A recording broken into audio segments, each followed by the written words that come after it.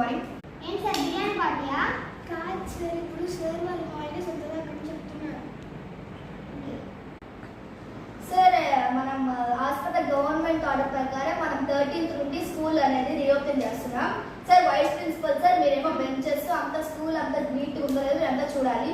Madam receptionist madam మీరు కూడా అందరికీ వచ్చిన వాళ్ళందరికీ బుక్స్ యూనిఫామ్స్ అంతా స్టాక్ ఉన్నాయో రిసెప్షన్ అంతా వేయాలి.